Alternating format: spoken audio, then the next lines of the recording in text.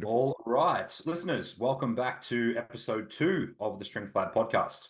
Here with my co-host Andy, as per usual. Today, we're going to be discussing how to get in the best shape of your life at any age. What do you reckon, Andy? How you been? We're ready to rock and roll? I'm good, bro. I'm good. My legs are gonna be so fucked tomorrow because I trained legs for the first time in 2 weeks today because I've been sick, bro. We've also So, got my wedding this weekend too, so you'll be coming. oh yeah, you ready, bro? Yeah, I'm ready, bro. I'm ready. I just finished writing my vows. Well, you were doing that just 3 days before. At least I'll be fresh in your head. Yeah, well, look, the problem is like when I was writing them, I was like, it's just sort of like, because me and Emily have been together for like 6 years, so and you'd be the same with Emma trying to write your vows as well. It's like, But me and Emma have been together 13 years. well, that's what I mean. You've been together a long time, so that's double that time. How do you fit everything you want to say into like 2 minutes, to Yeah. make it meaningful? And obviously with girls, they play it up. It's like the crown jewel of their lives. It's everything they've ever wanted since they were a little girl. So it's like there's a lot of pressure on what you say needing to be perfect. So especially with like our fiancés, like they're both lawyers, so they've got like great attention to detail. So it's like she's probably going to go through and like pick every little word out like after the ceremony. So just need to make sure that everything's pretty much on point. So what, you got 2 minutes? Obviously, look, you can go as long as you want, but you don't want to babble, So she suggested sort of like somewhere between 400, 500 words. Yeah. And I've still got to send mine through to her so she can obviously go through and give me the okay and just make sure that we haven't, spoken about too much of the same stuff about each other. So yeah, but Saturday's the day. So yeah, you'll be flying up obviously on Friday as well. So I can't wait, bro. yeah, it's gonna be good. I'm excited to see you. Yeah. So I just saw you pretty recently anyway. I'll be arriving on Friday at around 2. I ended up going to Maroochydore and then I got a car, so I'll drive down. Would you say it was about an hour? Yeah, it's like probably like 50 minutes from Sunshine Coast, from Maroochydore. It's good. 40, 50 minutes. Got myself a nice Camry to take down. Oh yeah, but the far cry from the The we don't really Mustang. talk about cars. Yeah, last time Andy came up here, just for the listeners, he got himself a Mustang, but the review was it drives like a boat. So It did, dude. You came in it, didn't you? It was a fucking boat. But it was actually fun. You almost sort of feel like you're going to tip over when we went around that corner and we sort of felt like over. I just looked at the weather. It says it's around 20. Yeah, let's not talk about the weather. Is it raining right now? Oh, look, it has been raining, but we're sort of trying to just. It's supposed to be good weather, but we've got some alternative plans if obviously it is raining and things don't pan out the way we wanted. So, yeah, we've got alternative plans if that does happen. So we're prepped and ready. Okay, sick. Yeah, so I'll be getting up on Friday, and then what time does it kick off? So on Saturday, I think it's like, I think we're getting the buggy from the venue with the groom's party for like, I think it's at like 2:50 or something. So I'm pretty sure, yeah, I'm supposed to walk down the aisle at like 3:30. Oh, sick. And everything's organized? Yeah, bro, everything's organized. I still know nothing about what's happening. All I know is I've got my suit. I've made the alterations to the suit that I had to. And that's literally it. I've basically covered all my bases, My suit's getting altered as well. I get it on Wednesday. Get it back on Wednesday. Oh yeah, bro. You're gonna be looking real snazzy. Did you talk to Luca? Is he coming? No, I don't think he is. I did speak to him after I spoke to you like a week later. I was like, Chris is expecting you from what I've heard. I was expecting it because Emily asked me that, and she's like, "Oh yeah, we paid like $200 for Luca to come. Is he coming? He has an RSVP." He said he was going to call you because he was meant to have something on for because he's I don't know if you know he shot like a short film. Oh, he's a movie star now, bro. And it got into like a film festival, but then I don't know if he thought the dates were going to clash or something anyway, but no, so I don't think he's coming. So he said he didn't send an RSVP, but I'm not going to be telling Emily that, so I'm just gonna roll on nice and smooth and. but yeah, no, it's gonna be sick. I can't wait, bro. And then I'm from there. I'm going to Noosa for a week. Well-earned break, bro. And where you going somewhere too, aren't you? We're going the opposite way. We're going down to Byron Bay for a week. So we're going sunrise horse riding. I'm gonna get Oh, some really? massages. It's gonna be kicking it back, living it nice and easy and breezy. Oh, that'd be sick. That'd be sick. And how long are you going for? Only a week. So obviously we've got the new kitten now. So we can't. Oh, Clinny P's gonna be looking after her. So he's got Nice. a cat too. So we're just hoping they don't, butt heads too much. Yeah. I Uh, I had to put Jax into a boarding thing, so he's gonna no one be. could look after him. Nah, I couldn't find anyone to look after him. He's a bit of a fucking handful, to be honest. Like, not a handful, but He yeah. likes to bully me, I was bro. gonna get someone to come. I He's was a gonna bully. get someone to come here and mind him, but then I just said fuck it. So there's a place in the Yarra Valley. So they're gonna come pick him up on Thursday and then take him down there, and then he'll stay there for like 10 days. It's the hard part about having animals, is like you can't just go on a holiday. Like you have to have constant plans for like, oh, Yeah, what's going to happen with the animal? Like, what am I going to do with it while it's away? fucking Well, expensive too, bro. It cost me like 2 grand. holy shit. Yeah, for 10 days. Because they just they upsell you and all this stuff. And because you obviously love your pet, right? Yeah. So, you know, there's like it was like I think the best treatment for Jax, bro. it was like I got him the one of the suites or something. He's got a suite. He's got a suite it overlooks the play area. Oh my God. And That's then like the equivalent of buying him like a corner apartment at a hotel that's overlooking the ocean and the beach and the well, the golf. standard rooms look terrible, bro. It looked like a jail cell, so I felt sorry for him. And then then it's like, all right, then you can add on a daily bushwalk. Yeah. It's like another $20 a day. Then you can add on like a chicken and rice dinner. Oh, bro, he's living like a king. You know he needs to maintain size, bro, while he's there. So he needs that meal. Um, so then yeah, it just like adds up. So anyway, it ended up being around 2 grand. So their place looks pretty good though, to be honest. So it should be good. It'll be. I think you'll have fun. And they come pick him up and they drop him off. So really saves me a lot of They time. come to pick him up in a limo or something as well. I hope so. Fuck for that much. All right, let's get into the topic. So today we're talking about how to get lean, how to get in shape at any age. Um, I guess the relevance of this topic would be just because, like, most of the people that we work with, they're in their late 20s, 30s, and above. And usually, I guess at that time in your life, you become a lot more busy, right? And you have a lot of priorities, whether it be children, work, all that sort of stuff. And this is the time I think where a lot of people let their fitness and their body composition slip. Um, and it can be number one just hard to regain control of that. Like, we have so many people come through our doors and come do online coaching with us that have just, yeah, kind of let themselves go. They've got really busy with work, they've got really busy with their families. They used to be really fit in their teens and early 20s and all that sort of stuff, um, but it just goes on the back burner.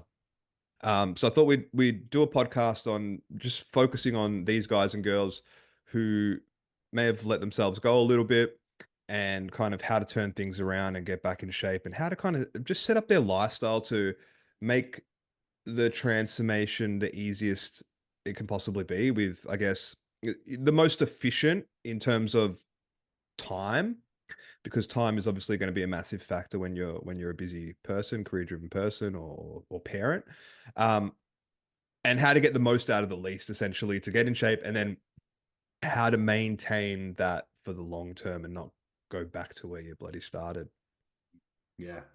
Yeah. And I think far too often people think it takes a lot more than what it actually does. Mhm. So it's obviously get in shape and sustain it. I think that, it's sort of like far too many people just go too hard too quickly, like we sort of touched on in the previous podcast. And they don't realize that it's not actually about, necessarily doing 5 days, 6 days, 7 days a week. It doesn't necessarily take that long to get like the results, I guess you could say. You don't need to do that much work, but you do need to stay at something you can consistently do. So, we often say, whatever plan that you're going to be doing, can you see yourself sticking to exactly what you're doing now in a year's time, 2 years' time, 3 years' time? You know what I mean? So whether that's 3 days a week of training or 4 days a week of training, you are going to have some element of commitment in order to be able to see some, body composition change. If you're just continuing to do the same things again and again and again, you're still just going to let the busyness of life sort of catch up, and those, excuses that you've used so many times before start to sort of snowball. And like you said, we see so many people come through, 20s, 30s, 40s, even in their 50s. And I've even had some clients that have been in their 60s. We've got a few, man, in the 60s, and they're fucking killing it too.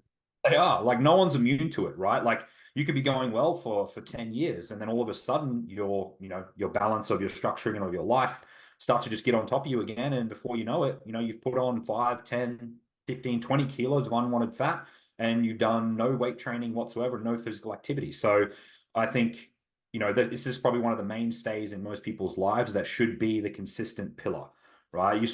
I really think you can't afford not to, can't afford not to try and get in some sort of shape, right? Yeah. It doesn't have to be, sub 10% body fat or anything like that, but it needs to be a healthy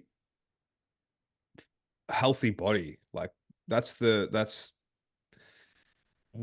should be one of your main priorities in life, is just having, your health is your wealth, essentially. So, and I think a lot of people, because I think a lot of people are or were in great shape in their teens and 20s, they often kind of look at what they were doing then, which is probably a lot. They're probably playing sports, hitting the gym, eating well, blah, blah, blah, blah, blah. And they think that they need to do that much again. And then that kind of puts them off, because they're like, fuck, I mean, I had so much more free time then.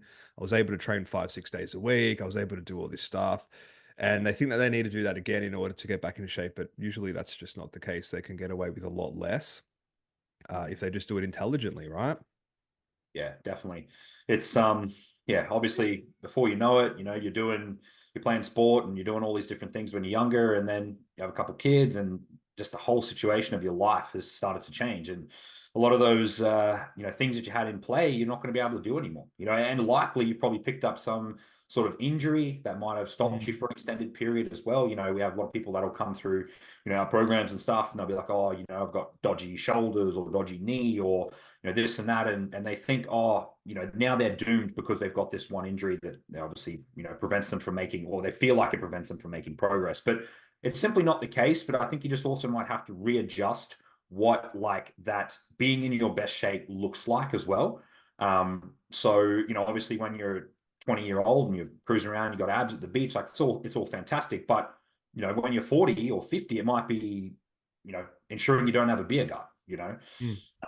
And again, that's being part of being healthy is obviously not just down to just the way you look. It's also what you're feeding your body. It's being able to move, and obviously having a body that can also do things, right? Like you pick up your kids and you can do all these things well into the later stages of your life.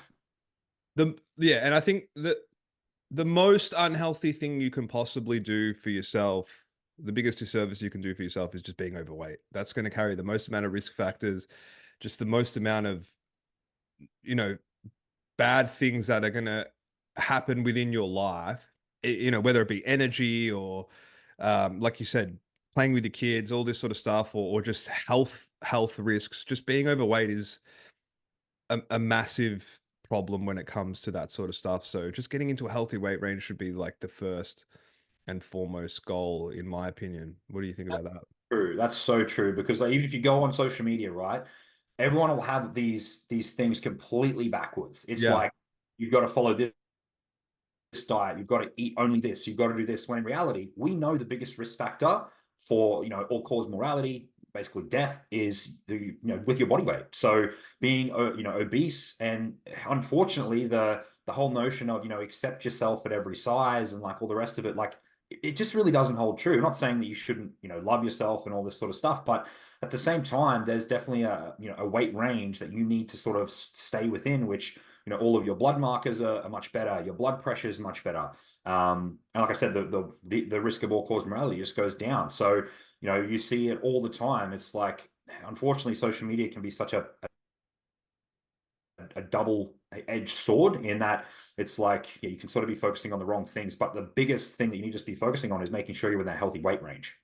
And I think a lot of, like you said, a lot of the stuff you see on social media is about um, eating this food to be healthy, Yeah. or, focusing on eating these natural foods to be more healthy. But a lot of the time, people, and I'm not saying that that's a bad thing to kind of take into consideration. For sure, it is. Like, you want to be eating healthy foods, but a lot of time people will focus on eating healthy, but they don't actually focus on changing their body composition, which is like the main thing. Like, you can eat all the healthy foods in the world, but if you're like 40% body Still fat, overweight, you still yeah, have those risk factors. You know what I mean?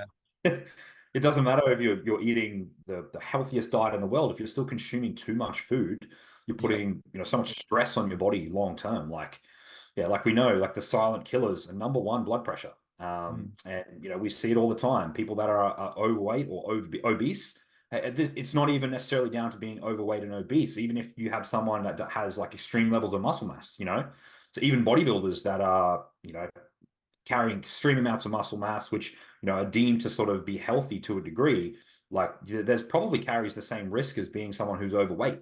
So 100%. it's a large part of the reason why people need to downsize, even then once they finish their careers. Yeah, still just puts the same amount of It's just stress the on your body. size of the body and being that mass for such a long period of time. Yeah, exactly, exactly. Okay, cool. So, what would you, I guess, consider being in great shape? Yeah. So I think being in great shape to me, we sort of touched on a few of the different age brackets and how that may sort of change. But being in shape to me, when I'm working with a client, is assessing all the variables of what their life currently entails, and Yep. then more or less just having an honest conversation with them around what is actually going to be achievable and also sustainable long term here. Because getting a mum of 3 kids, to ab level conditioning is going to require a hell of a lot of sacrifice. You know what I mean? Like, she's cooking dinner for the family. She's got a whole bunch of different other commitments, and then she's got to cook a dinner for herself, and she's Mm. got so many other things going on. So, obviously for her, it's getting her into a position where, obviously her, weight is in a pretty healthy range. Not only that, but even the way she feels amazing. She's able to fuel her body to be able to, go into the gym and get some, good quality training sessions in. And also have, a decent element of strength, flexibility, mobility, that she can move and she can do all the things that she needs to do throughout a day. So I think, often like I said before, we glossed over the social media thing, but people are drawn to like thinking like they need to look a certain way, rather than more or less focusing on what the body can sort of do for them. Yep. I mean, yeah, it's great. You get some fantastic check-in photos. Great, it looks amazing. That's cool, but you have to realize that whatever you're going to do to a person, that it has to be sustainable for them. And one of the things I think that we do really well at StrengthLab is when we take someone through a dedicated fat loss phase, that when we're coming out the other side, we have specific plans in play. And it's often like a lot of my clients, even if I had to follow up with them, 1, 2 years, even if I haven't worked with them, right? 1 or 2 years later, that they're still maintaining that weight range that they were when we finished. It may not be as light as what they were when we obviously finished up that dieting phase that we did, but they might be maintaining a couple of kilos heavier than that, right? And I think that being able to maintain that, and we know the statistics on dieting, we know how many times these things tend to fail. And by fail, I mean people regain the weight within a certain time frame. Yep. But being able to really understand what goes into, all the tools that go into sort of maintaining a physique post diet is such an important factor. Yeah, I agree. And I think, yeah, with just what you see on social media a lot of the time. I mean, you open up Instagram and you just see like shredded dudes with abs that are, single digit body fat and all this sort of stuff. And I think if anyone's ever done that to themselves, or, been there, it's a good goal to have. And we have heaps of clients that want to do that. But if you've ever done that, you just know that that's not really You maintainable. know you're going to feel like shit, right? Yeah, you are Like, going yeah, to feel like I've been shit. saying to my clients so many times, the better you look, the worse you feel, unfortunately. 100%, 100%. So you're just going to feel lethargic all the time. You're not going to have sex drive. You're not going to just have energy for life.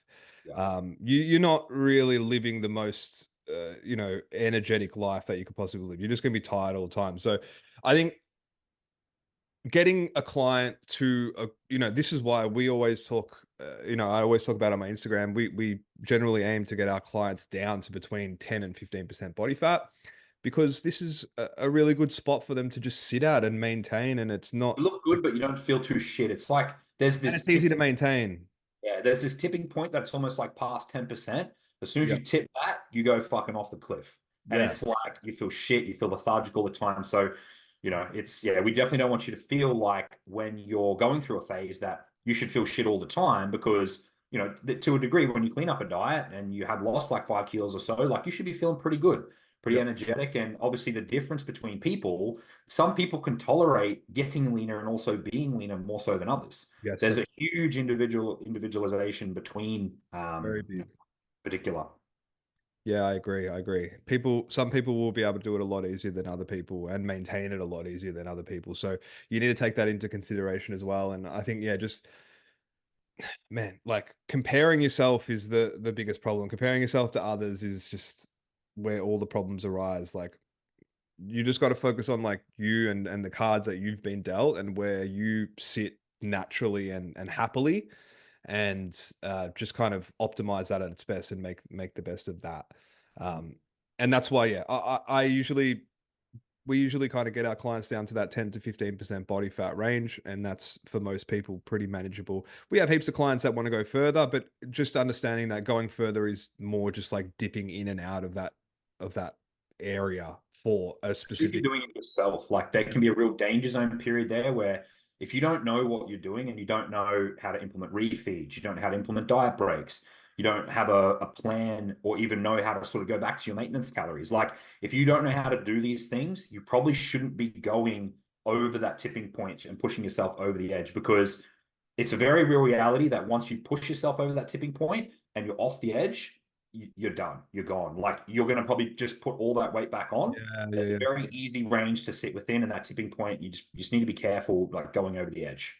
Yeah, for sure, for sure. Okay, sick. So we know I guess where most people should be aiming to drop down to. Um, let's talk about, I guess, creating the plan to help people go from, say, you know, someone who needs to lose 20 to 30 kilos, maybe they're like, yeah, 30% body fat and above, because that's where I guess most people usually start with us. They're around that kind of like 30% mark or even above. And how do we create a plan that's going to allow a busy person, um, with, lots of priorities in life to get down to that, I guess, 10 to 15% body fat range? Yeah. So I think obviously managing expectations firstly is probably the most important thing. So, and on sort of off the back of that, it comes down to setting realistic and like achievable goals. So you need to start with your goal setting and firstly understand what's going to be possible, because you may not know. And like we said before, everyone's going to have a slightly different amount of energy and effort that they can obviously put into the process. So I think that setting those realistic and achievable goals, everyone's going to be slightly different. But if we sort of had to give some, generalizations in terms of, maybe some ranges of weight loss that we're looking to push each week, or, things of that nature, I think most people's goals, let's be realistic, is probably going to be fat loss. So we probably want to be looking to, we've said this range quite a few times, but somewhere between sort of 0.5 and 1 kilo per week for most people is going to be very sustainable. Mhm. But I think that you need to make sure, obviously, as well, that you are tracking that average body weight over a week, because I see it all the time, especially, with people even just, sending me messages and things like that. They think that they've hit a stall when they actually haven't hit a stall. Mm. So again, you need to just realize that you need to take this over a longer time frame. And, like we said, you're comparing weekly body weight averages as opposed to just like, oh, like, my weight went up by a kilo last week and but I was also, you know, if it's a female, I had my menstrual cycle, and you just sort of don't really know what's going on. So you need to make sure you're creating like sustainable, realistic goals, and you're trying to take yourself out of the process as much as you can. Because the more that your mind is sort of in the process, the worse the situation will be, and you'll want to make changes based on a whim. So I think in terms of managing rate of loss, that's really important. I think from a training standpoint, the answer is definitely just asking yourself the honest to God truth of how many sessions a week can I do without it actually impacting my session? Because, you know, we see it all the time. You might start with, okay, I'm super motivated. I'm going to do 6 or 7 training sessions a week. I'm going to go in, I'm going to hit the weights, I'm going to hit the cardio, and I'm going to absolutely crush it. And you might do that for a week, 2 weeks, then fatigue starts to build, and then you really just shit hits the fan. Your appetite goes up and you fall off the wagon. So, you know, I think for most people, you know, probably sort of in the scope of this podcast, 3 to 4 days is probably going to be the sweet spot from a training standpoint if you've got your training plan set up correctly. Would you agree with most of that? 100%, 100%. I think the initial consultation you have with the client is super important. Setting the right expectations, because I mean, literally 95% of clients who start with us, who do an initial consultation, have these grandiose plans for what they're, you know, I'm going to be doing this, I'm going to be doing that, I'm going to be on top of everything. And like, we've heard of, like, every time we sit down for a consult, like, we've heard that story a I thousand reckon there's a times. scenario we haven't heard. We've heard that so many times. And then it's just about settling the person down. It's like, all right, think beyond like this month and when you're excited to get started. And it's really good to use that motivation initially to But kind of get understand it someone. will trail off. Like the Yeah, motivation yeah. will trail off. So then it's just about setting those realistic expectations. Yeah. If we can get someone to, you know, in between that rate of loss of half a kilo to a kilo, that's awesome. And the thing is, it's like, if you do less than that, as long as you're making progress, it's still fucking great. You know what I mean? Everyone is running at their own kind of pace when it comes to getting results, and everyone has a different lifestyle, different things going on in their life. So it doesn't necessarily mean that you have, if you're not in that kind of range, that you're not getting great results. Like, it just depends on the person and what specifically that person is dealing with at that point in time. But I think the main thing is focusing on making some sort of weekly progress is going to be really important. The golden kind of spot would be between half a kilo and a kilo a week, and that's kind of where we get most of our clients, regardless, when we kind of set up their stuff. But just, yeah, taking into consideration it, you know, zooming out, looking at the long term. This is something I think we're really good at StrengthLab, is analyzing the data, and yeah, uh, navigating beyond the day-to-day ups and downs, and showing the client, you know, okay, zoom out, look at the trend. You're dropping weight consistently. This month you've dropped whatever it is, 2 kilos. Don't stress. It's got, you know, this week you have something on, your weight might go up half a kilo. Look at the trend, which is going down over the long period of time. So I think that's really important at the beginning, to just set those expectations, understanding that, yeah, it's going to be up and down, but as long as we're moving in the right direction over the long term, then you're doing the right thing. So I've got heaps of clients who, yeah, they go on a good run, and then they might be away for a week or whatever. And I always just say to them, look, you're going away, you're not going to have a lot of control over what's coming in terms of food and all that sort of stuff. Let's just set a goal this week to maintain. I think that's the most important thing. Like, if you go away or you have something on work, whatever it is, um, just eat maturely, aim to maintain the results that we've gotten and not go backwards. Um, and then when you come back, we get back into it, and you're back making progress again. It's no big deal. So And for yourself there, right? Like you might not even make a change. When they come back, they'll just go straight back to the calories that you already had them on. Whereas I think some people, what they do is when they go away on holiday, they get into their own head. They might come back, the scale might be up like maybe a kilo, and they're like, oh God, like I put on a kilogram of fat. Like, oh, I need to go and drop the calories even yeah, further. When, you know, obviously once they realize that, oh yeah, you know, I've taken in some more carbohydrates, you know, I'm gonna be pulling in some water with the extra glycogen that's coming in. And, you know, obviously my electrolytes have changed. You know, obviously I was eating some salty foods, I was eating out. my fluid or water intake had changed as well. So you're going to come back and expect the scale to be up. And I think that, like you said, taking a step back and really understanding the trend of the information and the data that's coming in is really important, because some people might see that and think they need to make an adjustment, when in reality, all they need to do is just come back and just continue on the plan that they had set for themselves. 100%. And then when it comes to training, yeah, look, obviously last week we spoke about the most efficient way to train. And I think that's going to reign true here as well. Looking at setting up your weight training program, as you said, 3 to 4 days a week is going to give you the most bang for your buck. I think, yeah, look, training more than 4 days a week, like even both of us go through lots of phases when we're busy that we just train 4 days a week, right?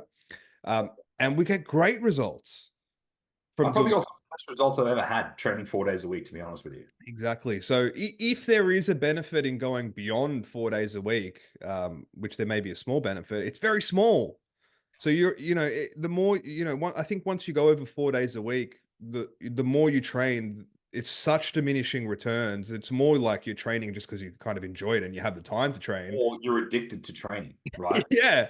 Which Yeah, is, that's what I mean. Like you just if love I'm it. going to train more than like 4 days a week, I think you also have to really understand how to train with repetitions in reserve, Mm, because likely most people, they just train, right? Like they don't really think, they don't have any thought into how many reps do I have left in the tank or this and that. And the beauty of having 3 or 4 days a week means that you can just go in and train very hard with your sessions, because you're never probably going to need to deload, because you're not necessarily training with enough frequency. You're going to be building enough fatigue because you've got so many other days to recover. yeah. Versus if someone's training 6 days a week, they really need to be in tune with their body, with their nutrition. They need to be in tune with their sleep, their recovery, and all these elements. For a lot of people that are sort of busy working professionals, it's just not going to be possible, right? Like they're going to have shit days at work. They're going to have the newborn baby is going to be screaming and crying. Like they might have a shit day's sleep, and then, okay, well, I've got my 6 days, but I've got to keep training. I think that, yeah, like you said, balancing that, consistency sort of over intensity is such an important thing for setting the amount of days that you're going to be training. And I guess for yourself, if you're looking at setting up a plan for someone that's maybe only got 3 days to train versus 4 days to train, obviously their goal is going to be slightly different. But for the most part, if you've got that, what sort of training setup are you looking like or setting up for someone like that? Um, if it's a look, I don't think it like matters that much, but I guess if I was gonna put someone on a 3-day plan, I might put them on like a push-pull legs split. Yeah. It depends what kind of what I want to get out of it, I guess. But you could do maybe like an upper lower upper or a push pull legs, something like that. 4 days, I'll usually go for like a Dorian style split a lot of the time, or potentially like if it's a female, I might do an upper lower upper lower. Is that what do you do? Yeah, pretty much the same. So obviously, I think probably the biggest difference, I think, when we're talking about this sort of person would be like male versus female, because I think mainly when you're distributing training volume, if you're looking at a female, for example, most of them don't really need that much, direct chest volume or direct arm volume. But I still see like women that'll go and train and they have like a full arm day, right? Like it's just, but that's not really what they want. They want, shapely quads, or they want shapely glutes, and they want to have sort of that hourglass figure. Yeah. So I'm more or less, I think that the way I would sort of set that split up is more so dependent on gender as opposed to, anything else, I guess. Like even for guys, like, yeah, some of them probably don't, I guess, in like the perspective of this podcast, they don't really want to have huge, overly developed legs, right? Yeah. Not to mention how sort of taxing leg training can be. So I think, I'm also more so set those splits up. Like it could be, if it's 3 days, it might be 3 full body sessions. And generally, if someone hasn't trained before, I'll probably start them on something like that. And then that might graduate to something like, lower, upper, lower, if it was 3 days. Or you could even, like I said, do push pull legs. Once you graduate to sort of 4 days, you do have a little bit more flexibility with that. It could be, lower, upper, rest, lower, upper, rest, something like that. Or even just, a push pull legs with maybe a weak body part day or a variation of that. Or even, like you said, just a classical Dorian split, which is probably the better part that I've trained over the last 2 years while I've sort of been back at university and my time's been a lot more sort of constrained, is just the simple tacking arms onto the end of, chest and delts. And then obviously you've got one sort of back day and one sort of leg day.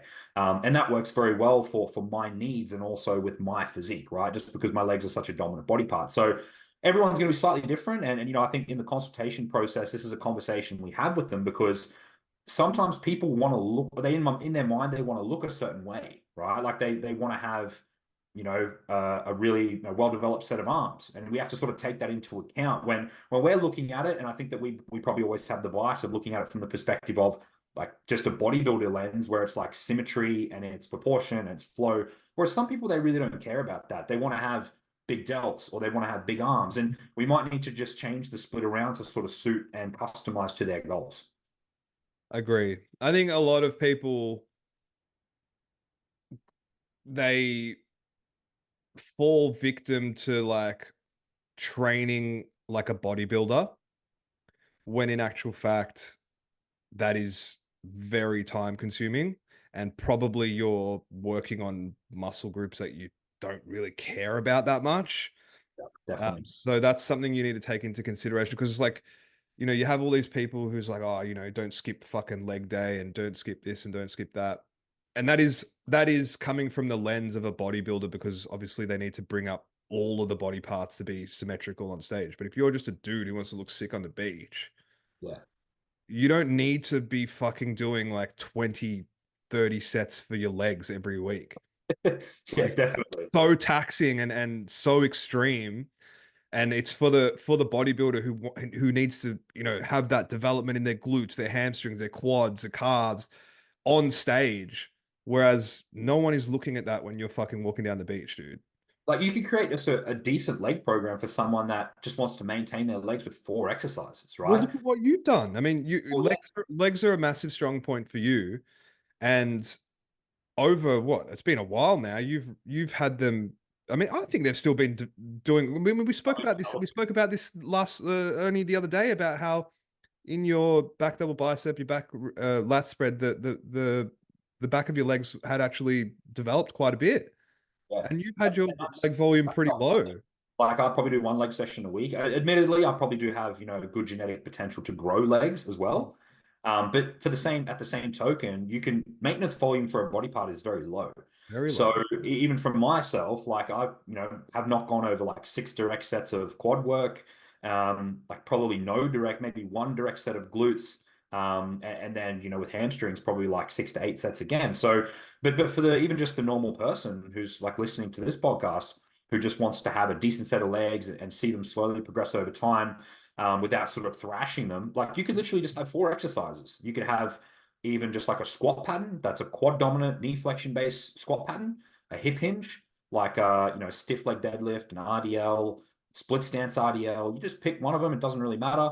And then even just like an extension and a leg curl, and then maybe chuck calves in there as well. That's 4 or 5 exercises. You do that for 2 to 4 sets, and you train decently hard, and that'll be more than enough to maintain. You don't need to do all these crazy exercises to, grow every single part of the body. And I think that one of the biggest reasons that increase in training frequency to sort of 5 days, 6 days can help is to sort of split up that leg volume as well. Because if anyone's ever done a leg session that's got like 6 to 8 exercises in it, like it is brutal.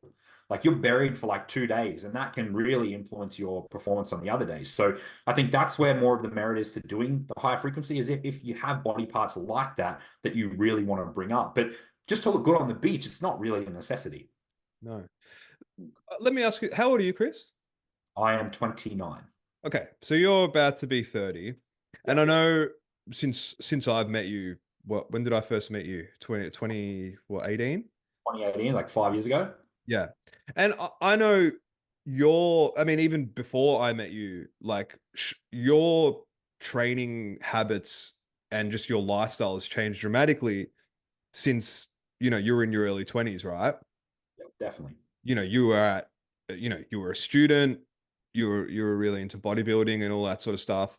How now that you have more responsibilities, you're about to get married, you're doing, uni, you work with us, like you have you have a pretty demanding work schedule.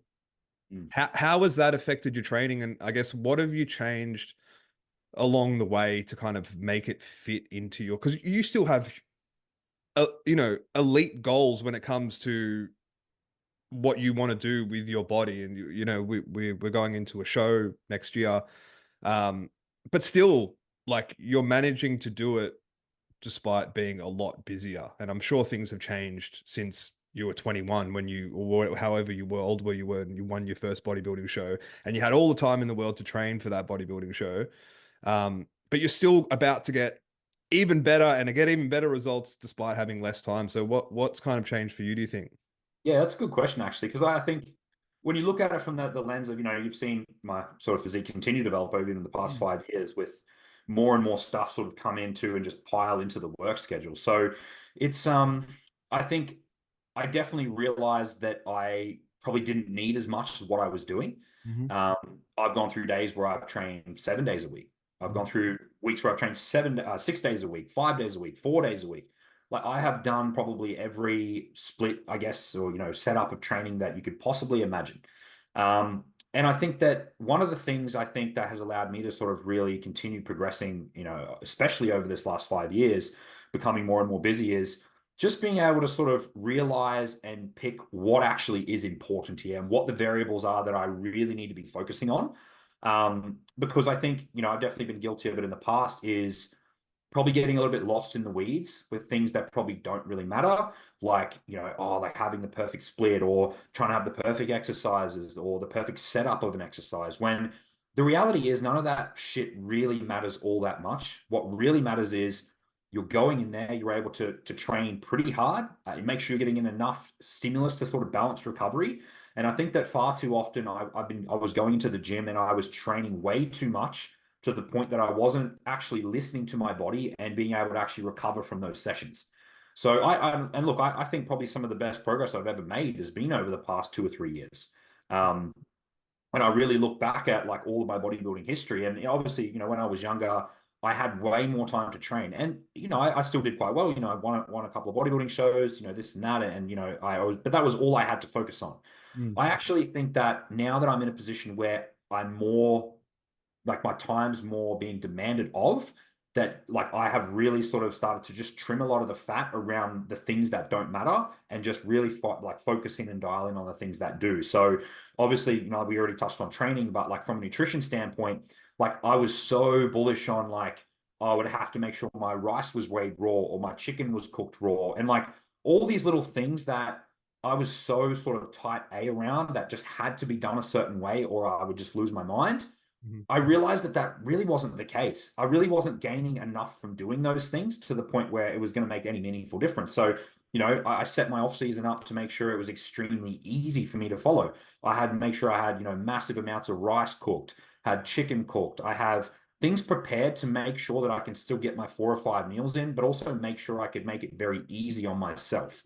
And I think just that alone, those couple of small little changes, and obviously, talking about the way I think the more you take on, the more you have to be better at sort of managing your stresses and things like that as well. So, making sure that we hear people say they work, sort of 7 days a week and this and that, like, and I did that for a long period of time, but I think that just working sort of 5 to 6, or even just 5 days, has really allowed me to sort of just stay fresh as well.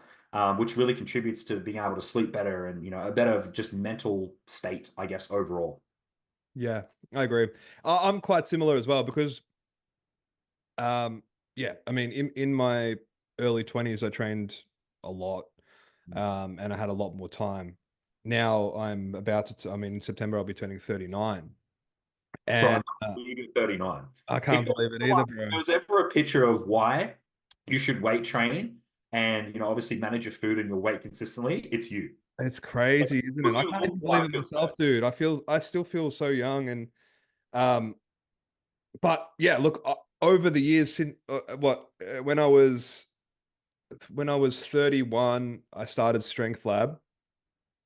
And that was obviously a massive commitment, obviously starting a business. And then over the years, now we've got whatever 10 odd employees. It's a decent sized company. It's a lot of time commitment. It's a lot more stress on your plate, and it does require me to have to change the way I was doing things. And I think just along the way, as I got smarter with training and more intelligent. I just, yeah, like you said, just refine things. And I just realized, okay, this is what's getting me 99% of the results. And this other shit that's taking forever, taking a good chunk of time is not doing anything. So just chucking that out and taking what works and just rolling with that and just condensing things into and things that work. And even for me, like I'm not, these days I don't have any plans to get back on stage or do anything like that, but I do still enjoy training and I still want to maintain good body composition and be able to perform and feel good and look good and all that sort of stuff. So, You know what? That's almost a good thing too, right? Because like I think even for me, when I haven't had like shows and stuff set, that's probably the hardest time for me to actually stay on track because it's sort of like you sort of fall a bit victim, and it's like, oh, you're like, oh, I don't have a show coming up. You get a bit relaxed with things, but what you're able to do, given the fact that obviously you don't have the goal of to get on stage or to do anything like that again, is it really has just become a life habit for you. mm, Now it's something you'll just never stop. yep.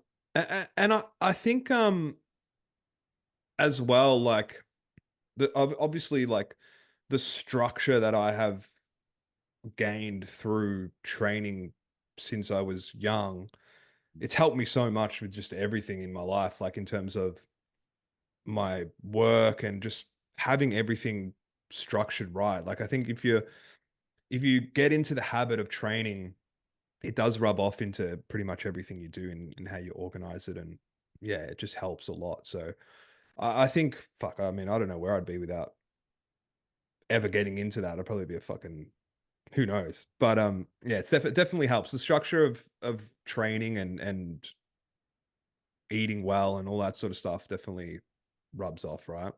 Yeah, I couldn't agree more. It's like, yeah, just when it teaches you so many skills. Like obviously I got into training, pretty early. I think I started training probably seriously around like 15 years old. Mm. I've been in the gym, maybe like the school gym when I was like 14 or so. And, you firstly chuck some weights on the bar and like you can barely lift it. And then like each week or each month, you just notice yourself growing and getting better. And that teaches you the resilience to then go on and do other things. So, even for me, like obviously going through my first university degree, like, there's times where shit's fucking hard. You've got a lot of stress on your plate, especially with things like that. But teaching you the resilience and the skills that obviously training has done over the years, like really just sets the tone for you just really able to think that you can, I guess achieve anything that you really do put your mind to. But at the same time, like, yeah, it's just like even the mental well-being that the stress that training takes off of my life as well. Like I couldn't imagine like going through extended periods of time training. Like when I had a pretty significant ankle injury where I fractured my ankle like many, many years ago. I had like a pretty bad lower back injury. Going through those periods where I actually couldn't train, how much worse I felt in terms of like my mental health was so much worse. Like I couldn't even imagine what it would feel like now to just not be able to use my body and train in some way. Yeah. And I think that just goes to the point. It's like, okay, in the busiest periods of your life, have you ever even thought about just stopping training? Never, never. Like Never, right?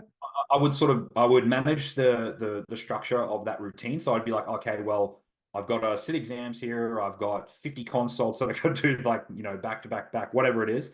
Yeah. But I would always just sort of program a deload in that week or something like that. I would never completely stop training or even just think about the idea of like, oh, what if I just stop doing this altogether? You're not going, oh, the next 3 months are hectic. I'll just stop training for three Never. months. Throughout when I started training seriously at 15 to 25, that's like a span of, oh, actually I'm more than 29 now. That's longer. That's like 15 years nearly. I've not once probably, even when I had fractured my ankle or I had my back injury, I was still going into the gym to just do what I could. Yeah. So probably throughout that span of 15 years, like I've never really been out of the gym for any longer than 2 weeks. Yeah. That's when I had my tonsils removed and I was in a moon boot, so I couldn't walk. So that's probably out of that span, 2 years is the most of the time that I've had completely off. Yeah. What about you? Pretty much the same? I'm exactly the same. Like I couldn't even imagine just putting a pause on my training. Like a lot of just normal folks that have never built up the habitual, habit of training consistently. That's the mindset for a lot of people. It's like, oh, well, this next 3 months of work is going to be insanely busy and I got all this shit on. So I'll just put a pause on training and then I'll come back. This is the mindset that just gets you kind of just going yo-yoing and going back and forth. And I think that's why creating the habit of training is so important. Because once you create that habit of training, you're not going to just stop. Like you might have periods where you're going less hard or, Like, maintaining when it comes to nutrition, but yeah, you're like, not stopping. yeah, definitely. And like you said, I think people often will misconstrue this point as well. And they'll think, oh, you've been training for 15 years, you've been training for 20 years, like you absolutely love it. But nobody that's been training for that long loves every single session that they've done or every week. Like, there's probably how if you had to put a percentage on it, the times you feel like training every day, I would say it's maybe like 60%. But there's like another 40% of times that I would rather just stay at home and I not do 100% agree. 100%. But that's what I'm saying. It's like, that even though you can't be fucked going sometimes, that you ultimately will feel way better from going. How many times have you done a session and felt worse? Never. Not Like a this morning, as I said to you, I was going in to do legs. I hadn't done legs in 2 weeks. I'm still kind of like, still a bit tired from being sick last week and stuff like that. But I just know I need to get back into it. Like I walked out of the session, and be like, fuck, that was awesome. Like I've got on top of it now. Like I went, did my session, did a bit of cardio, did a 45-minute walk, walked out of there feeling way better. Like it just got my system fucking going again. Do you know what I mean? And that's the power of it. It's like people associate, you know, they're busy, and they got all this shit going on, but then they associate training with, not doing having any benefit to their life. But in actual fact, you're going to feel so much better if you actually just train consistently. Yeah. Even if you're busy, even if you have shit on and you're tired, training will make you ultimately feel better mentally and physically. And it'll make you more productive as well. Like I can't tell 100%. you the amount of times that I have, rest days or even when I'm deloading, for example, right? And you just feel a bit tired, a bit sluggish, and you just don't feel as good. And you become more productive. So even though you're going to train and you might be in there for an hour, hour and a half or something, the rest of the day is more productive. There's obviously that, a law that where the more time you have to do something, the more time it'll take you to do something. So, if you're sort of narrowing the window, I guess, that you have within productive moments of your day, training might be taking out an hour and a half, but you'll be doing things much better because you'll be much more efficient and more productive. Yeah, exactly. And I think the if you don't expend energy, you don't get energy a lot of the Oh, time as well. definitely. So Definitely. it's like by going to the gym, yeah, you're gonna expend energy, but you get energy from doing that. And Yeah. that's something that people don't understand. All right, sick. So let's just dial down on the training a little bit. We know we can get away with doing 3 to 4 days a week. You don't need to be in the gym every day, and you don't need to be in the gym for long fucking, you don't need to be doing training for an hour and a half, all this sort of stuff. We can set up programming so that, you can get in and out in a reasonably short amount of time. So what should we be focusing on when we are in the gym? We're training our 3 to 4 days a week. We set up our split. How do we get the most out of those sessions? Say we've got an hour. We want to go into the gym. What do we do when we're in the gym? Yeah. So I think, yeah, when you're setting up the initial phases of a program, we sort of touched on a few of the splits and setup. So sort of going a little bit deeper, delving inside to when you're in the gym. I definitely think that, picking exercises, number one, that you enjoy is going to be one of the most important things. Now, I don't just mean going and do a bunch of medicine ball slams or this and that, right? Like your training program has to be structured around resistance training if you want to see any meaningful change in body composition. We touched on this last week. Actually, in a short period of time, like as in like you don't have a lot of time to Yeah. to do your sessions and to spend training each week. Yeah, 100%. So, we know that weight training has to make up the vast majority of what we're doing. So if we're going to be spending an hour in the gym, for example, we need to be spending every moment of that weight training. So, obviously we want to be going in, like I said, being a little bit older, we're probably going to have to make sure we're managing a few things from just like a pre-habby side of things. So, we're going in, we're doing a quick dynamic warm up, maybe a quick 5-minute walk on a treadmill, just something to sort of get the blood flowing, get yourself moving before you just jump straight into your program, right? So once you're in there, obviously, the benefit of training for, body composition change and hypertrophy are the fact that we don't have to do any specific exercises. So if there's certain things that, like bench press, for example, might niggle your shoulder, like you can do other variations or other chest press movements. So if you take a step back and you think about these movements from the perspective of like the actual mechanics of what's happening, rather than think, okay, I need to bench press, I need to do some form of horizontal press, right? Mm-hmm. That could be a machine press, that could be a machine fly, that could be a machine, Smith machine press or a dumbbell press. There's heaps of different things that we can do. But we want to be making sure that we're picking, like I said, going to slightly depend on whether they're male or female, and that'll obviously depend on what they're doing in terms of exercise selection and where you're distributing that volume. But, if you're looking at it and you're really trimming the fat, you need to pick and stick your exercises. You're probably going to be looking to do between 4 to maybe 7 exercises per session. You'll probably be doing multiple different body parts inside that session. And then when you're actually doing the movements, the most important factor is you're actually training hard, right? Like you're actually tracking and logging your training progression, and you're able to take your sets to a place that is not just training to mid discomfort, right? Like you're actually training to the point where you're actually noticing like the velocity of like the barbell slow down because you're actually approaching failure. So, obviously the most important thing is the less amount of training days you're going to do, the closer and harder you're probably going to have to train in terms of, getting close to failure. This may not be the case for people who are just, just getting started or whatever it may be. But if you are someone that has been training for a lot of years, you are going to have to continue training really hard to see obviously meaningful results on just doing 3 or 4 days a week. So that might be, somewhere between sort of maybe 1 to 2 reps in reserve up to failure.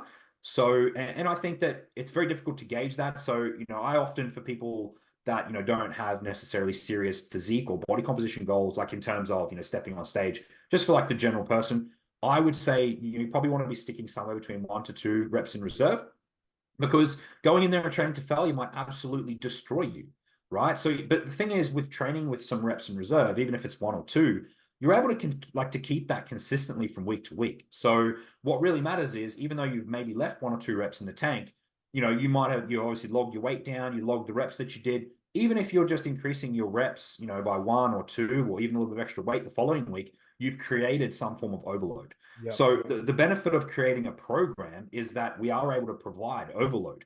It doesn't, again, and I think that we often get a bit, too overly complex, I guess, with this, in the sense that you have to have this set scheme of this and that. But if you just go in and you're doing a little bit more than what you did the previous week on exactly what you're doing right now, you'll make some fantastic progress doing that.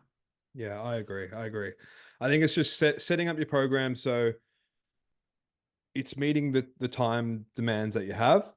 It's getting the most bang for buck movements into that program, whatever that is. Like you said, it could be, it's more just looking at movements rather than specific exercises, and then making sure that the training that you are doing, you're training intensely.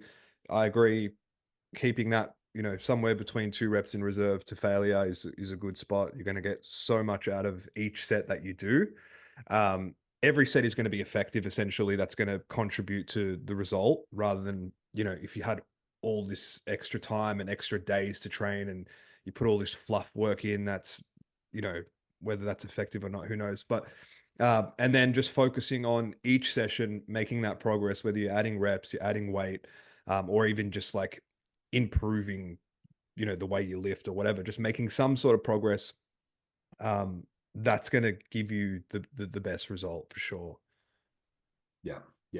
I think, I'm not sure there's anything else really I want to add to that, because I think it's more just about, obviously being able to make sure that you're being effective with what you're doing. And you're able to, I think, again, you just don't want to get too carried away with necessarily the load on the bar, because also the way you lift the weight is important as like what you lift, right? So being able to actually, use an element of, mind muscle connection, be able to feel the target muscle that you're working. Again, you don't want to get too carried away to this with the point where it's like, I'm lifting pink dumbbells now because I'm so focused on the contraction and squeeze. Like, you need to be producing an element of tension and overload to the exercise as well. So you do need to be, obviously able to use good technique, but make sure you're using the appropriate target muscle. Because if you're just going in, and this is especially the case is if you're someone who's getting a little bit older and you're starting to pick, you've got some niggles that you might have, like I said before, a dodgy knee or a dodgy shoulder, you need to be quite smart with the way that you're approaching your sets, and the way that you're obviously using the target muscles, and even making sure that you're getting the most out of what you're doing currently. and understand that, you're probably going to have some of those limitations. Everyone, I've not really had a consult in a while where someone hasn't had some niggle or some injury that we've had to work around. And that might even affect the way that we like set up their program in general, right? So, if someone's got a dodgy knee, okay, we're probably not going to be going straight into like a heavy squat pattern, right? We're going to be doing, we might even just for time, obviously, if they might have the time to do this really long extended warm up, we might be chucking in some, leg curls first. We might be chucking in some leg extensions, some adductor work, really priming and warming up those areas first and foremost. And then the squat pattern might be a little bit later in the session. Now, you don't necessarily have to do that movement first, even if it is like the main focus movement of the session. You'll still get a lot out of it because at the end of the day, your progress is only relative to the program that you're currently on. Exactly. So, if that is the third exercise that you're doing every single day or every single week, I should say, then that's going to be relative each and every single week. So you don't necessarily need to have, your compound movements first. Yes, they're going to be the ones that give us our biggest bang for buck. And we need to be doing probably like a horizontal press, a horizontal row, a pull down or a chin up. We need to be doing, obviously, a squat pattern. We need to be doing like a hip hinge. We need to be doing some biceps, some tricep work, probably a shoulder press or some lateral delt movement. So we're going to have to obviously cross off all of those movements, and then we can structure our program however we really want based on doing all of those movements. Yeah, I agree. Let's move on to nutrition quickly. I don't want to spend too much time on this, but what do you think? Say you're a guy or a girl who's got a lot on, quite busy. How do we set up the nutrition for that person so it's easy to follow and gets the result that the person's after, I guess? Yeah, so I think the most important thing is firstly looking at what they're currently doing with the lowest hanging fruit, right? So, say for a woman, it's very common, they don't drink much water, they might forget to eat for long periods of the day. So even just doing some simple things like having some, protein targets for each meal, putting in, some hydration targets as well. And then also just adding some fruit, vegetables, and bumping up those macros is the quickest way to just get someone feeling a lot better. Sure, we can go all the way there and we can start tracking our, macros as well, our protein, carbs, and fats. I generally will operate off like what I would classify as a tier system, right? So I generally have like these 3 tiers. And those tiers are basically going to be something that I'll discuss with the client based on sort of, how much time they have to give and things of that nature to this as well, right? And I'll classify them based on that into a tier system. So basically tier 3 would be like the highest tier on the pyramid, which essentially would be like, okay, we're fully into this, we've got 100% of time to give to this. We're going to track our protein, carbs, fats, we're going to be mindful of our fluid intake. A tier 2 might be just simply tracking protein and calories. And then a tier 1 would just be tracking calories, right? Now, it's not to say that for this specific individual that they might not be able to switch through the tiers based on what's happening in their social calendar, because it's a very real reality that it's like, okay, from Monday to Friday, I can track my protein, carbs, and fats. But then, okay, I've got a baby shower, or I'm going away for the weekend, or I'm doing something like that. So, okay, I might say to them, if we can't track our macros, then okay, at least we can just track our protein intake or our calories, right? Or protein intake and total calories. Or even if protein intake's not an idea, we can track our total calories.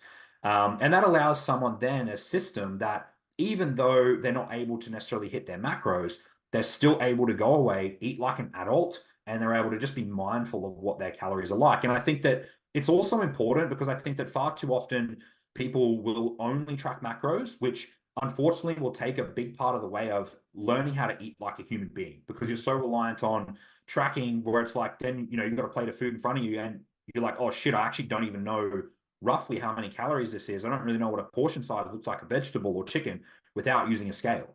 So I often, obviously, like I said, the fastest way to get a result is to track macros, yes. But one element that I actually include in my coaching process at the end of a diet is once we've transitioned out of the diet and we've gone through, a bit of a reverse diet or a maintenance period, is I actually start introducing days where maybe they're not tracking at all. And I actually really test them, and we'll use the scale weight as a little bit of a teaching tool for this. It'll be like, okay, I ate sort of 4 meals. I'm thinking about, maybe consuming like a fist of protein, a fist of carbs, a thumb of fat, something like that, which will really allow them to set their plate up well. And then they get on the scale the next day and they know, okay, oh, my weight didn't really shift all that much. Oh, maybe I'm going to start doing 2 days a week of, not tracking, right? So I think that, for very serious goals, yes, obviously tracking macros is obviously the gold standard. It's the tier. We want to be, nailing down on every variable, but, people need to learn how to eat in a way that when they're in a social situation, they don't have to bring fucking their scale with them, Like, you don't want to be whipping your scale out at fucking Nana's dinner and she's like, trying to feed you more food. And, you don't want to be doing that, right? Like, you want to be able to learn how to eat like an adult in those situations where that's going to happen. And, even when you're traveling, you're at an airport, you're looking around, you're scanning the place. What are my options here? Like, what's going to be the best in terms of calories? And but you've got no idea because you don't have your food scale with you, I agree. I think like if you're someone that's busy and you have a lot on, you need to educate yourself on nutrition, because if you're just trying to follow like a meal plan that's like really rigid or whatever, that's going to be so hard to follow for a long period of time. You're going to inevitably have family dinners, you know, business outings, holidays, whatever it is. And if you have no idea like what a plate of food should look like in order to kind of stay on track with your goals, then you're ultimately fucked, right? You only know how to eat when you have your meal plan set in front of you, but you don't actually have the knowledge of like, how many calories is on this plate. And I think learning first learning the value of nutrition is super important. So whether that's starting off on one of those tier systems, either just tracking protein and calories or tracking macros, but doing that for a period of time, number one, that's going to allow you to eat a lot more flexibly. And when you're not able to eat to a specific meal plan, it's fine to create your own meal plan and follow that, and that can make life easier at times. But you also need to know what to do when you're not able to follow that, because that's a lot of the time that's when people veer off their plan and completely fuck things up because they haven't learned. So like I said, that's great Monday to Friday, but yeah, what happens when you're in a situation where, oh shit, I can't prep my meal, or you're not a bodybuilder, like you don't need to fucking prep every meal. Like I can tell you from firsthand experience, like it's exhausting. You don't want to be like that all the time. exactly. So I think initially just learning that skill, learning how to track, what in whatever mode that is, whether you're I was going going to to. say, actually, for yourself, what do you think for the listeners would be a few good resources, I guess, when we say like obviously learn how to track and obviously with your nutrition, like learn where good nutrition information comes from. What would be a few directions you could point them in that might give them a bit of an understanding of like where actually good information is? Because we say all the time, like MyFitnessPal can be good, but it also can be very shit. You know what I mean? Like so the entries, it's like Wikipedia. Anyone can basically put anything in, whether the information is correct or not. We have a pretty good flexible dieting guide that we give to our clients, that actually we give to anyone really that asks for it. Um, so that's a good place to go to kind of learn how to track effectively, and what the the major pitfalls, and how to do it correctly so you are tracking accurately. I don't know what else. What have you got, any sources that you point people to? Yeah. So I mean, obviously our guide is great. It'll teach you how to track. It'll teach you how to set up everything that you need to set up. I think that from the perspective of sourcing good and correct nutritional information, people obviously have referenced NutTab. NutTab, unfortunately, it does exist now, but it's actually called Fazans. Oh, is Um, it? yeah, so it's the I just did a Australian. video on that the other day. Yeah, it's the Australian New Zealand Food Standard Guidelines. So that's good. So you can spend some time on there and you can have, So the that's nut great. tab search still works, though, yeah. Yeah, it's basically NutTab. They've just renamed it So for what do you call it? What do you type? Fazans, FSANZ, something like that. So Australian New Zealand Food Standards Guide. And basically you can go through that, and it's fantastic for things like, fruit and, meat and things like that. And, this is obviously if you are Australia and New Zealand, there is going to be slight variation between countries as well. So even in America, things like USADA and things like that are going to give you some great insights, and, just so that way you got some accuracy with your nutrition information. If you are going to use MyFitnessPal, I think it's important that when you are searching for information that, you might put rump steak, and you make sure you put like things like nut tab after it for all your fresh fruit and veg. And understanding as well that even when it comes to food labeling, the government requirements really only like, you only have to be about 20% within accuracy, right? So when we're talking about, oh, I need to make sure this is within 1 gram or like this and that, those macros on the actual back of the label, they may not even actually be what they say they are, right? So they can be within 20%. And this is the reason that we can have like foods that appear to be like nearly 0 calorie or 0 calorie, because that portion size on average may be close to 0, but it can be more. So, I've had clients before where they've been drinking like fucking sugar-free maple syrup, thinking it's like, like a diet hack, or it's like, gonna, limit the calories. But the reality is, you can't take the piss with these things either. So those are 2 good options. I would say Chronometer is also really good. Chronometer. And basically that allows you to sort of assess your micronutrient needs, based on your height, your weight, your gender, your age. And that'll give you, a decently good food database as well. But I think just being constantly questioning the information you've got is important too, because if you're not sort of looking back and forth and, you're tracking something and then something else gives you a different number, this and that, you just need to sort of be able to take the average of sort of what you've got across. And look, most things are going to be pretty close. And like I said before, there is an element of food rounding and averages. So those 3 things are both pretty solid. And then obviously, you do have things online in terms of like, things like Calorie King and things like that as well. So I think it's important to just be like inquisitive with different things as well. And also, understand how to sort of estimate as well and guesstimate based on numbers when you're eating out. So, most, especially fast food chains, for example, will have the nutritional information listed on their website. So, obviously you can just trail through those and you can have a little bit of a look, and you can, at the end of the day, you can add these things to your diary, be it MyFitnessPal, Chrono, whatever it is, you can add them to your diary, Macro Factor.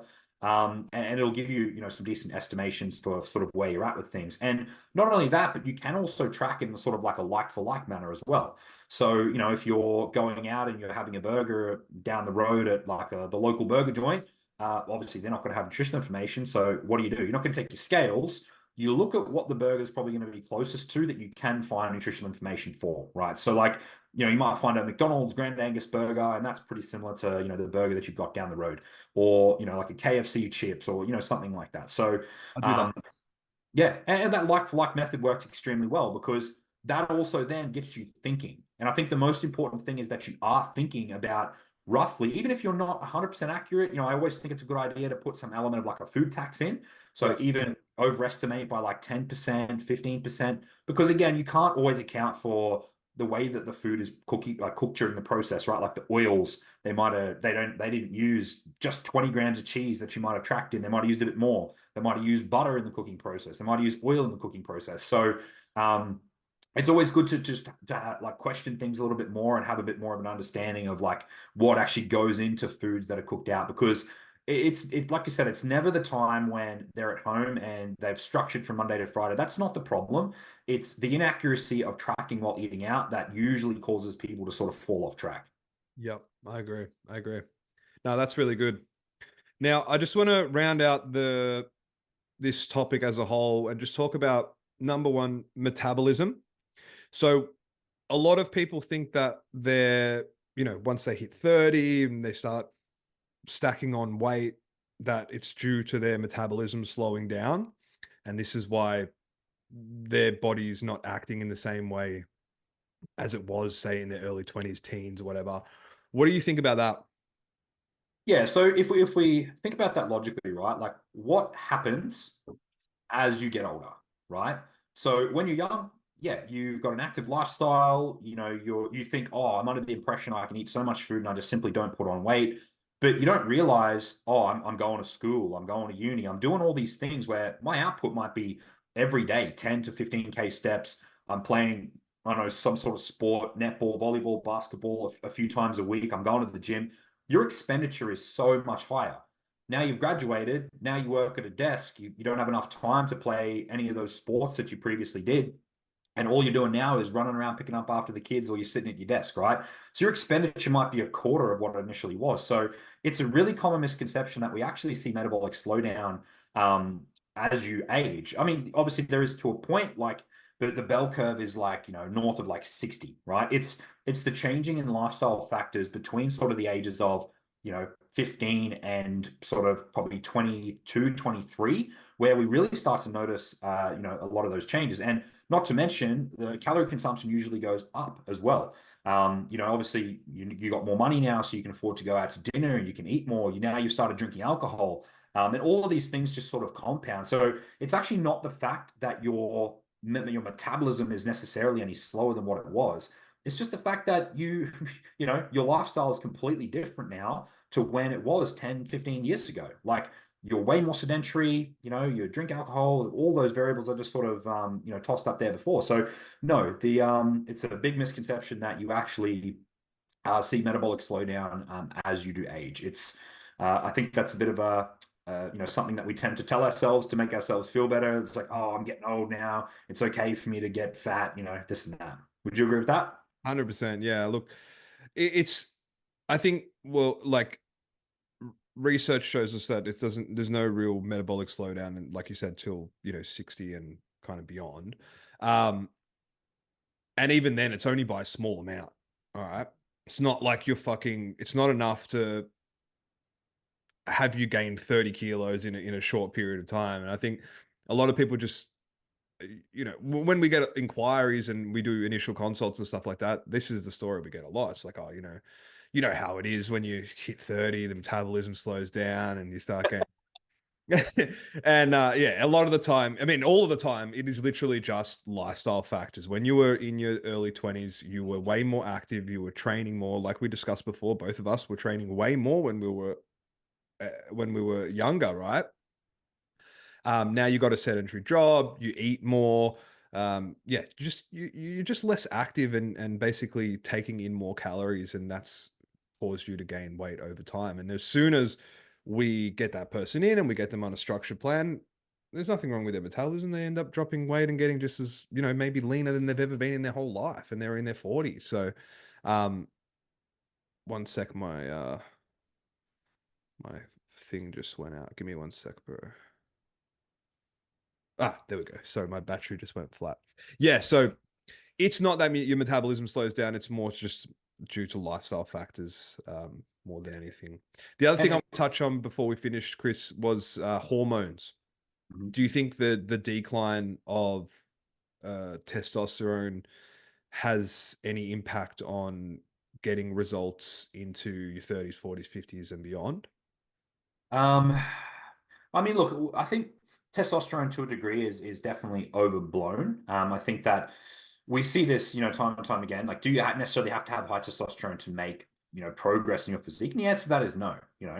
I've seen a lot of blood work over the years, and even like, I had sort of pre-existing bias with this. I was like, oh, we get the blood work done, testosterone was low, and people look at that and they think this is the reason I'm not making progress. And it's not necessarily the case. Like, yes, we do see, a decline in, male testosterone and even female testosterone as we do age and we get older.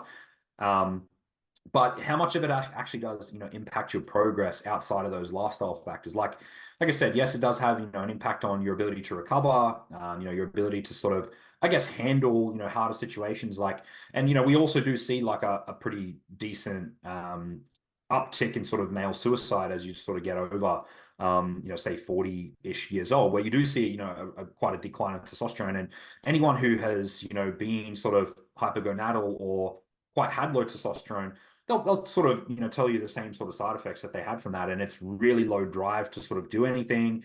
They feel tired, they feel sluggish. So, I think obviously with the hormones, like outside of obviously, physiological replacement of like TRT or testosterone replacement therapy, there are certain things that we obviously can do to obviously help us see like a slow in that decline. Again, it's inevitably going to be impossible to slow it altogether, But if we are obviously consuming, adequate protein, we are weight training with aggression, right? Like I think that's a really important thing as well. And we're taking care of our recovery. We're trying to keep our stress levels in check. And we're also, managing our, fat intake as well. So just ensuring we're not seeing too much, obviously, things like trans fats and things like that coming. Like we want to have, a decent amount, like 10 to 20% of sort of saturated fatty acids coming in to obviously, assist with hormone synthesis, particularly testosterone, and also, a lot of monounsaturated fatty acids as well. So we want to make sure that we've got good quality sources of fatty acid there as well, managing stress levels. All those things are going to sort of, again, it's sort of one of those things. It's going to decline, but like I said, there are things that we can put in play that'll sort of, try our best to sort of slow that down. Are your testosterone levels going to be as high as what they were when you were 18 years old, 20 years old? Probably not, right? And without replacement, it's probably not going to be likely that they're ever going to return to that, but we can do our best to sort of manage things as we age. Have you ever had clients that maybe in their 40s or whatever who have shit lifestyles, poor, lots of stress, little sleep, shit like that, who were presenting with below reference range testosterone that you have been able to get back into the range? Yeah, certainly. So, again, these are not massive increases. Again, be mindful. I think that genetics do play a significant factor in this as well. But just one guy recently off the top of my mind, I think that his free testosterone was sort of sitting around 250. He was overweight. He was pretty out of shape. He hadn't trained for years. He had a family, started putting on a lot of weight. And then, we slowly started taking that weight down. We obviously, started weight training again. We cleaned up his diet a lot. And I think we eventually got him up to closer to probably I think it was like 500. So he was sort of mid-reference range, which is not like you look at that and you look at, I think that's great.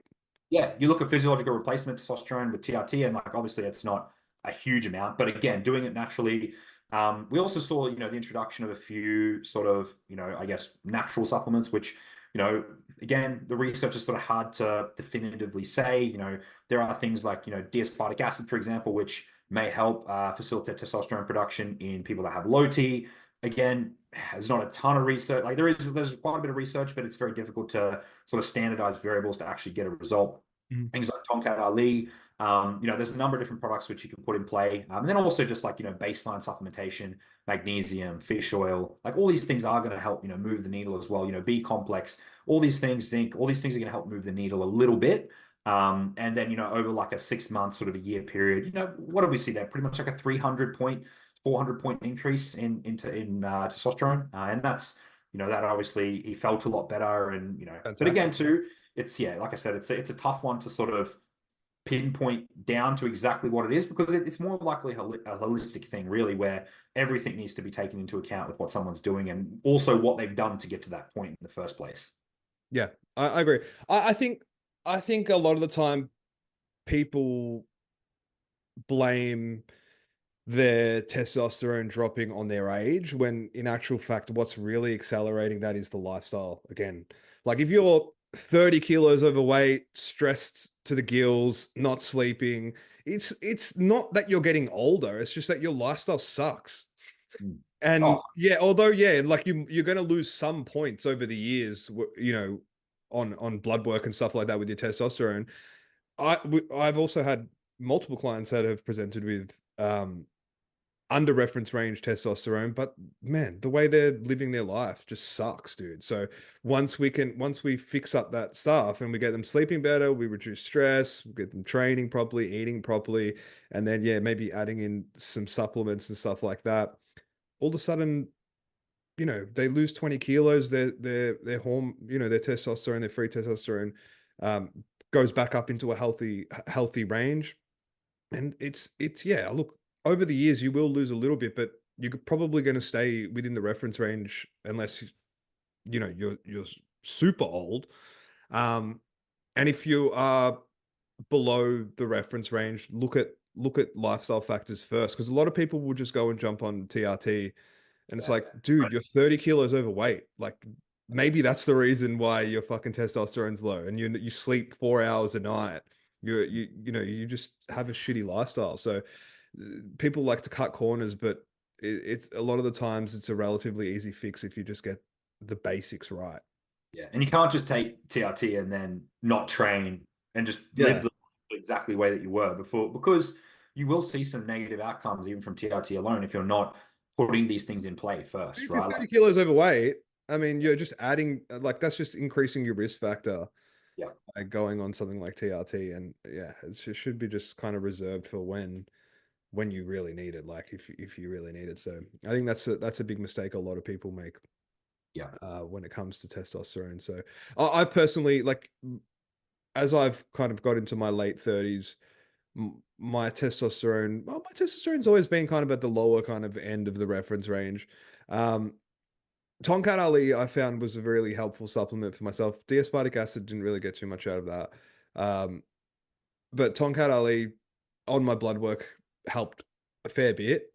I used it for probably like 6 months, and then I did my bloods, and my numbers were up pretty significantly just from using that. So, and also, I think the most important thing is like, oh, look, the numbers can be up, but do you actually feel better? And I was feeling a lot better using that. So something that I kind of like, And I actually, like. a good point of what we are talking about before too, with obviously pulling things back, and you can actually see, you can actually like have a reduction in testosterone from training too much, right? Oh, Like where you're in that definitely. hypercortisolic state.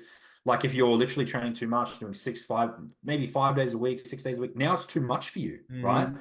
So you could be training too much. You think, oh, I'm going to go into the gym, my testosterone is going to go up. I'm going to train 6 days a week, but dropping back to 4, Cooking you might yourself. see better hormone balance, right? Yeah. Yeah, and that actually might help improve your recovery as well. So, like I said It's before, just listening to your body is so important. everything comes down, like when it comes to testosterone, it's all just about recovery. Like if what you're doing is stopping you from recovering, like if you're training 6 days a week, you're working 60 hours a week, like it's just an accumulation of stress, whether it be from training, lifestyle, whatever it is, it all adds to the bucket, you know what I mean? And if that is too high, if accumulatively that is just too much, then you're going to see a decline in your testosterone. That's just simple as that. Yeah. All right, let's move on to some questions. I think we've covered that very, very thoroughly. We'll answer a few questions here while we got you on.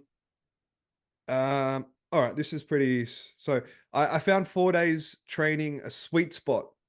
Definitely less is more. I found 5 days taxing. Do you agree? I think we pretty much covered that We haven't that, I think.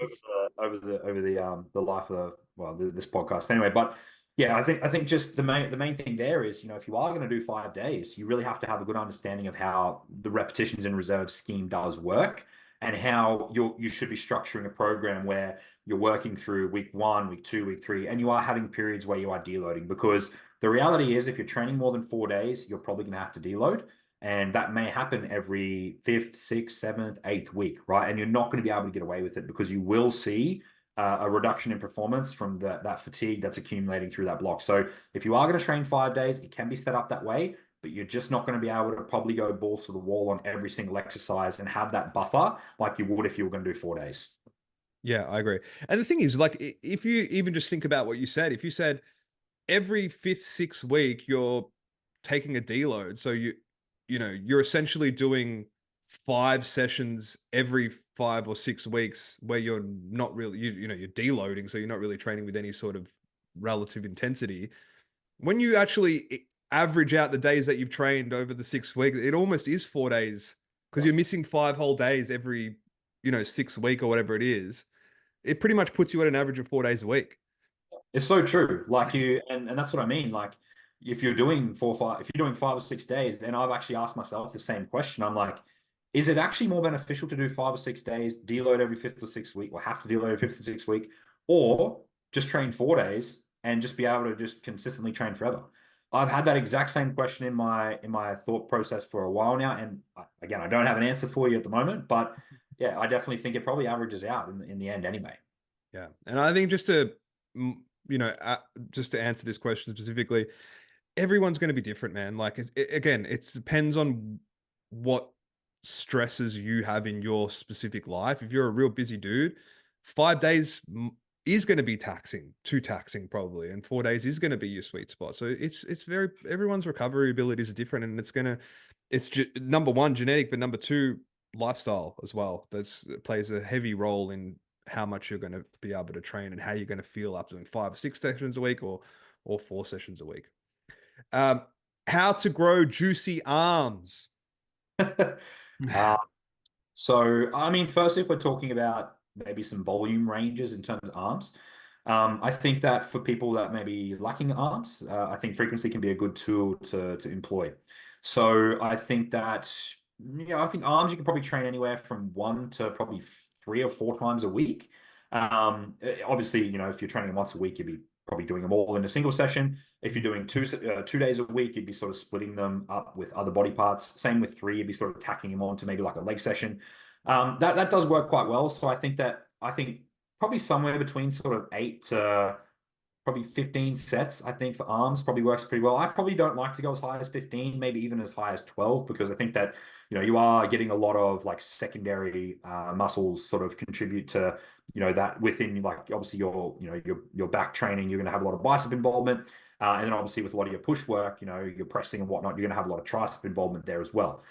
So I think probably anywhere between 8 to 12 direct sets of arm work is probably more than enough, provided you're training your arms very, very hard. Now, I think that arms being a relatively smaller body part, if you're jumping on like a bicep preacher curl or a single arm preacher curl, it's very easy to just jump on that machine and go and train very hard. So when we're giving the reference ranges here of like a 1 to 2 RIR, like you could take a bicep curl to failure. It's not gonna be the end of the world. You know what I mean? Like it's not gonna absolutely disrupt your nervous system. So you can train them quite hard. And obviously, if you are going to be splitting them up over sessions, you might be doing 3 sets one day, 3 sets another day, 3 sets another day. If you're training 3 times a week, if you're doing 2 sessions a week, you might do 4, something like that. It'd be 8, for example. So that gives you a lot to sort of work towards there. I think if we're looking at the basic functionality of the bicep, it's a pretty simplistic muscle, right? You're going to be getting the most out of what you need from doing like a supinated version and probably a hammer curl version, right? So I think that you probably want to be having both of those variations within your program, but that could be, a preacher curl, a dumbbell hammer curl, a rope hammer curl, a barbell curl, any sort of dumbbell curl, cable curl. That there's a heap of different movements that you can do, that are going to give you probably the biggest bang for your buck in terms of biceps and triceps. I agree. Well, for me personally, arms is one thing that over the last, say, 3 years, I've been working on. It was one of my biggest weak points in my physique, so I kind of have been putting a lot of focus in recent times in training and stuff like that, and they have come up quite considerably. And I think the main things for me personally, I think a lot of the times arm training becomes an afterthought after a bigger muscle group. Yeah. And that was what I was doing a lot of the time. So I trained back and bis, I trained chest and triceps. And while that's fine, I still do that. But I've also now added in a dedicated arm day. And I think you have as well at one point. I've had a dedicated arm day for probably like the last 2 years, and like my arms have grown significantly. Yeah. It definitely helps, I think. Look, and that may be a thing that is easier to add in if you're training more than 4 days a week. I think, yeah, sometimes if you're training 3 or 4 days a week, it's hard to have a fucking dedicated arm day, right? But you could still prioritize that muscle group by training it first in the session, and putting that volume when you're fresh. I think that would help. If you have more time and you're able to add a dedicated arm day like Chris and I, then that's also going to be help, because a big help, because I think that's helped me a lot. Second thing is, man, like just finding exercises that work for you and that you feel. I think a lot of the time people do just exercises because they think they need to do these specific exercises, and even just like between like you know a cable curl and a barbell curl, it can oftentimes feel a lot different on yourself, and everyone it's person dependent. Like, I don't know why, but it just is. Like, find those exercises that you feel really well and use them frequently. Even the grip position, you know what I mean? Like some Yeah, people straight bar push down, it's fine. Other people, it annoys their elbows. Some people 100%, might like bro. I can't do straight bar push downs. They always flare at my elbows. I much prefer like the W bar, even the V bar.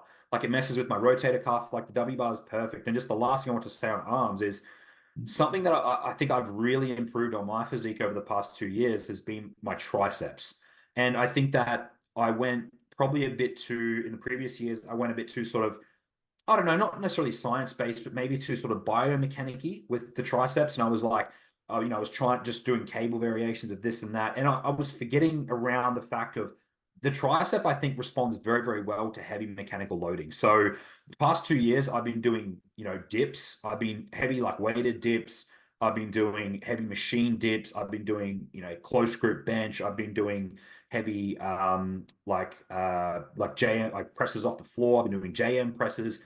So I think that the triceps in particular, they respond extremely well to being loaded very heavy with movements that actually require you to move weight and not just like doing a bunch of like cable variation. Again, you want to have some cable in there as well, but I think that having like a main compound in there for your triceps as well is really important. So close grip bench presses, dips, just those sorts of movements, and even like heavy like overhead dead stop, like dumbbell extensions, like decline or incline dumbbell extensions.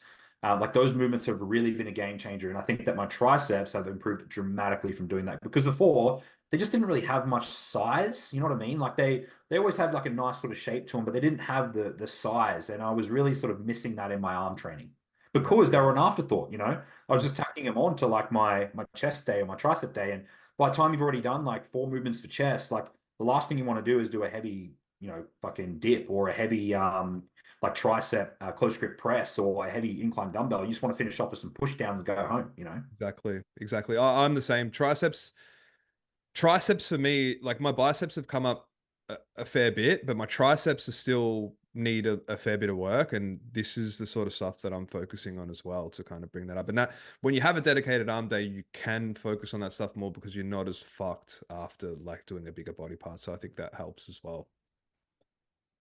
All right. Just started out in the coaching industry. How did you get to where you are? That's a good question. Yeah, so obviously for both of us, we've had, I guess, similar but different paths as well. So I originally finished school. I didn't really know what I wanted to do. Back then, I was like 2012 is when I graduated high school. And the only thing I really knew is that I loved bodybuilding. You know what I mean? Like I used to take my lunch to school and I'd have my 6-pack fitness bag packed with my fucking meals, supplements and whatnot. And I thought I was going to be the next Jay Cutler, And the only thing I really knew when I finished uni was like, oh, well, I probably want to study. When I finished high school and went into uni, I was like, I want to study something that is going to allow me to sort of become a better bodybuilder, I guess, because coaching wasn't a thing back then. There's no such thing as online coaching. There was no like, yeah, you had your PTs and whatnot, but like specific physique coaching, body composition, that sort of stuff it didn't exist. So I ended up I graduated a bachelor's degree, actually a dual degree of sports science, sport exercise science and business. And then, yeah, pretty much after I graduated, that's when I moved down to Melbourne and, started working for you at StrengthLab. Obviously now I've been there for like 5 years. I've competed multiple times, won some shows, bodybuilding, I've lost some shows, bodybuilding. And the one thing I think that keeps me sort of going when it comes to, bodybuilding as well is I'm my own experiment. And when it comes to coaching, I think that what's made me the coach I am today is the fact that I have decent genetics, but I definitely don't have like elite top tier genetics. You know what I mean? Where it's like, I feel like I am such a good coach because I know that if it works on me and what I've done, it will work on someone else. Whereas I think that sometimes people that have, those elite level genetics, it's like they get results in spite of what they're doing. They just get results. They just lift something and something happens. For me, I have to do a lot of the things right in order for things to actually happen. And the reason that I'm able to sort of help so many people and, transform physiques is simply down to the fact that I'm able to use myself as an experiment for the last like 15 years on, not just taking like the literature and this and that and research. Like I apply, the knowledge that I have, but also like, if it doesn't work in real practice, it doesn't work, Which, even for now, like I sort of like to keep myself. And I think constant learning is really important. And one thing that we both do and have done is, and probably the reason that we get on so well as well, is the fact that we've obsessed over this for so long, and it's not a job for us. You know what I mean? Like even now we're sitting here and we're just basically just chatting, and it's like it's just what we would do anyway. You Yeah. know, which sort of led me to go back to uni now as well and pursue further study as well. So I'm halfway through pretty much like a dietetics degree, just to sort of continue and improve my depth of understanding, because I feel like for myself, if my brain's not like learning, and I think this is a good takeaway for a lot of younger coaches, that you don't necessarily have to go to uni or whatnot, but if you're not consistently learning and pushing yourself to learn new things and continue to improve, then you're probably not going to be a great coach. And the hallmark of a great coach is that they can get results with a broad spectrum of people. It's not just like they've got a couple of results here and there. They're able to consistently produce results. And I think that the best part of sort of coaching, and if you want to sort of market your business and this and that, you have to be able to get results. If you can't get results and show that you can get results, you've got no social proof. And basically, if you've got all the education in the world and no social proof, you'll get nowhere. So you've got to have the education and you've got to have the social proof and actually be able to get the results for people. Yeah, I agree. I agree. My story is kind of similar, I guess. Like I was, I mean, I started off, I was studying finance, bro. Yeah, I remember you saying, yeah. So I originally wanted to work in in finance, and then I studied international business, and then I did a degree in finance, which I ended up dropping out of in the last year. Because yeah, I got into training, I started hitting the gym, and like within a very short period of time, I just loved it, dude. And it was the whole like you said, it was just like the experimental thing. Like I just really fell in love with just like experimenting on myself, like when it came to training and nutrition, and I fell in love with that. And the first gym I ever went to was like a pretty hectic bodybuilding gym, and there was a lot of bodybuilding athletes there and coaches and stuff like that. And dude, I just looked up to everyone there. Like I fucking love like the dudes who competed and shit like that. I just was like, they were like my, gods to me. And this is when I would have been, yeah, like 18 or something like that. Um, and then so I started getting into it pretty heavily. And then that was pretty much like all I thought about for a long time. And that inspired me to realize that I didn't want to go into finance. So I ended up doing my PT certificate. And then I competed myself, but also like I always just loved the idea of like good coaches. Like I always just looked up to them like they're like fucking wizards, right? So then that just inspired me to become a coach. And I wanted to kind of like I always just wanted to work with bodybuilders and stuff like that. And I literally worked with anyone I could for free for like 5 years. That's such a good point too, because and I'm exactly the same. And I think that for young coaches as well, you just think, oh, like because I've got a certification, people should come to me. They should Mm. like I'm the same. I worked with the whole time I was at uni, I worked with tens, 20, like 20 odd people, just Yeah. like writing meal plans, like writing training programs, simply because I loved it. And I never asked for a single cent. Like I did this for free for so long that when I actually finally did start charging people for it, I felt wrong to me. You know what I mean? Like Yeah. it's, and yeah, I think that's such a good point actually that you make there. Yeah, 100%. So I prepped people for free at my gym that I was working at, like my first job as a PT. Anyone that was like really serious about getting in shape and either doing like photo shoots, bodybuilding shows, stuff like that, bikini stuff, I would just work with them for free, prep them, and I ended up getting them into fucking awesome shape because literally that's all I thought about for probably like 10 years straight, like maybe more. I mean, even to this point, I still love it, but Like I just coach, had a huge passion, bro. And I was obsessive with it. Like I would just consume every single piece of information that I could possibly consume. That was all I would do. And by doing that, I just learned so much over a long period of time. And then I just started implementing that with the clients that I was working with for free, got them in fucking awesome shape. They started winning shows. Um, I started competing, started doing decent, getting myself into good shape. And then people just started wanting to pay me to do it once they started seeing the results. Like you said, getting that social proof is super important. You got to be able to show that you can get someone results before, you know, anyone is going to think about wanting to work with you and pay you to work with you. It's not just about being, you know, having a certification or anything like that. If fucking how many people have PT certifications, uni degrees, whatever, but they can't apply the knowledge practically because there's so much more to that knowledge than just what you learn in a course, right? Going through it yourself, transforming others, looking at all the roadblocks, the problems that they face along the way. You don't learn that in any school, man. Like understanding what this person goes through in a transformation or a prep or something like that, you'll never learn in any school. So the more I did that, the more I understood it, the better the result I could get for the person. And then yeah, once I started having people come to me and seeking out my services, then I basically like got out of that personal training position. I went and opened my own gym, and yeah, people just never stopped coming. You know, then you produce more results, and then people see those results, and then they want to get involved, and it just snowballs from there. So, but I think the main thing is like you need to have a massive passion if you want to be successful in anything, whether it be fitness or anything else. Like I couldn't have, I would have never been successful in finance because I just didn't have that fucking passion to go and literally spend every single spare hour learning.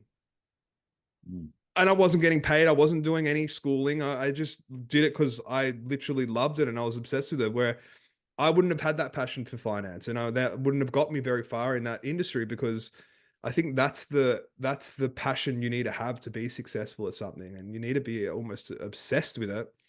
And when you are that obsessed, you just become in the top 1%, 5% of your industry. And when you're in that top 5%, that's when you're going to be very, very successful. If you're in the bottom 10% of the industry, well, you're going to be in the bottom income of that industry, right? So it's really important that you enjoy what you do and you have a passion for it, and you literally would do it for free. I would do this for free. I've done it for free for so long. Like, you know, I would. It's not about money for me. I actually just enjoy doing it, and still to this day, like, yeah, we could talk for hours about this sort of stuff. And you doing your new degree has been so interesting. Like we talked about heaps of stuff that you've been learning. Um, and yeah, it's just you just got to love it, man. I think that's the main thing, right?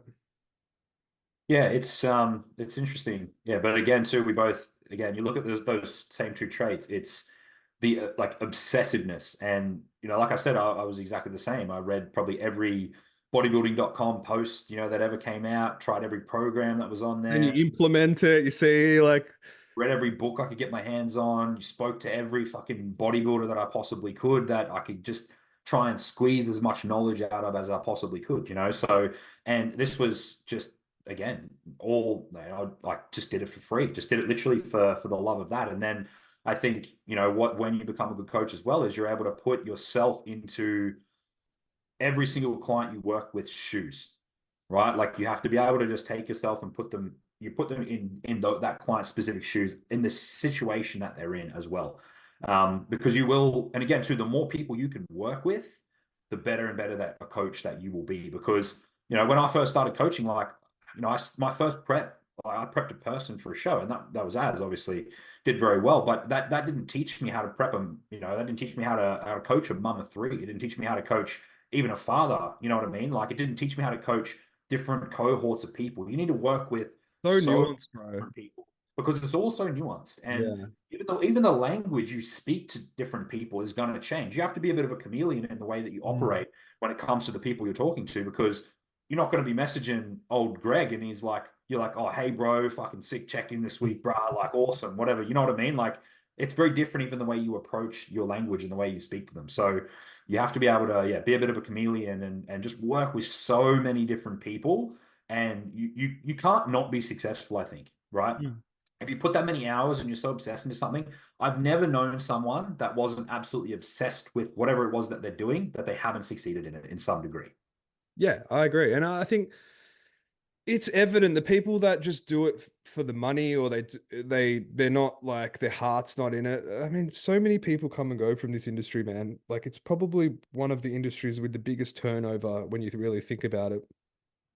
And you're just going to become like one of the numbers that churn if you don't actually, because it's number one, it's so competitive, bro, as well. Just because there's so many coaches out there, especially now, like we talked about last podcast, with, just everyone doing online coaching on Instagram, and just there's just so many coaches out there.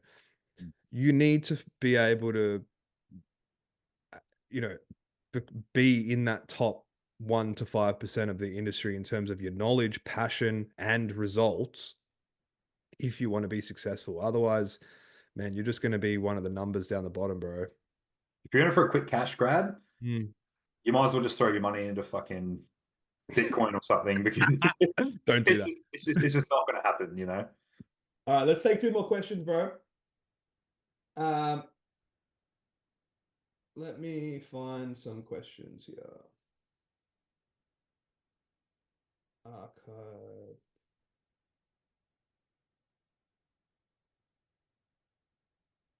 Here we go. All right. How long will it take me to lose 20 kilos? Oh, so 20 kilos. Look, we obviously gave some numbers before around, selecting the rate of loss that you want to work towards, somewhere between 0 to 1 kilo a week. Mhm. If you just want to lose 20 kilos, again, this is totally dependent on how fat you are when you start.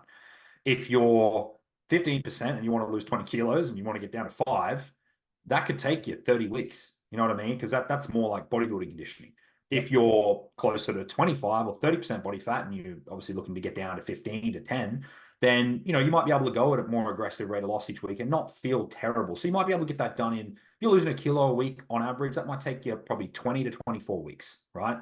So I would say, yeah, probably around, if you're absolutely fanging it, probably 20 to 24 weeks. But just to be a bit on the safer side, you probably want to give yourself a bit more time. You might have some diet breaks and things in there. But yeah, I would say probably 20 to 25 weeks, I would say would be a good number.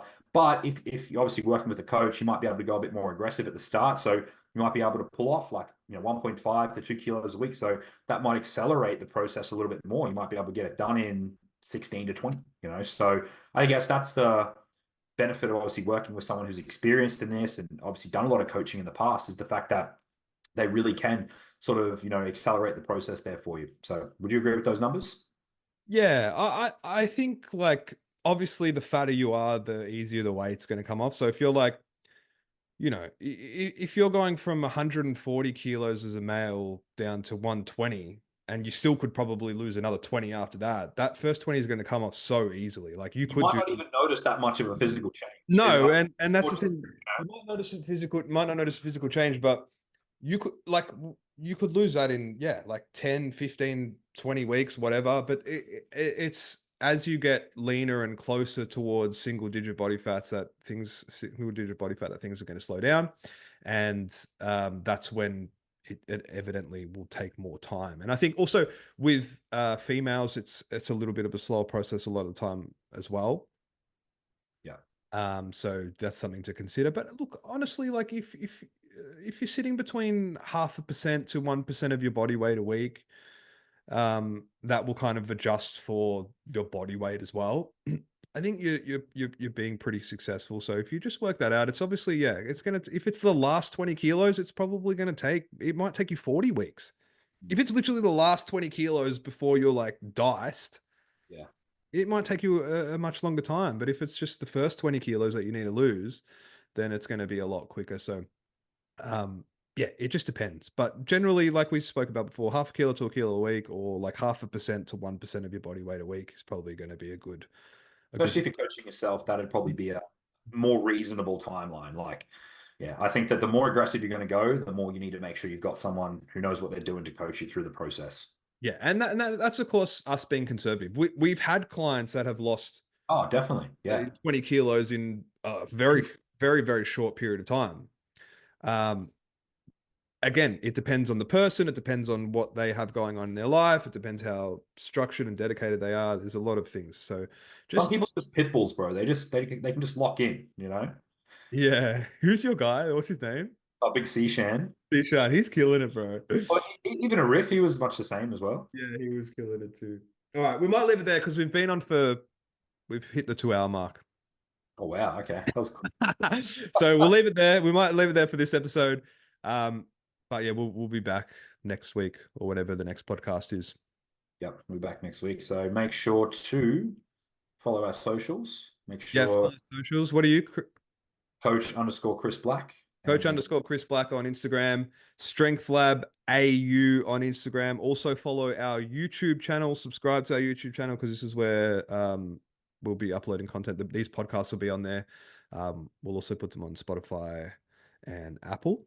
The YouTube channel is StrengthLab. So give that a subscribe. And yeah, that's it. Chrissy? Excellent. That's it. And if you want any specific topics or you have more questions you want answered, just make sure you drop them down in the comments or just send us either a message and we'll do our best to answer them for you. Yeah, if you either send me a if you guys want us to cover any specific topics, you can send me a DM on the StrengthLab Instagram, and yeah, we'll cover it in the next podcast. Beautiful. All right, guys. Ciao.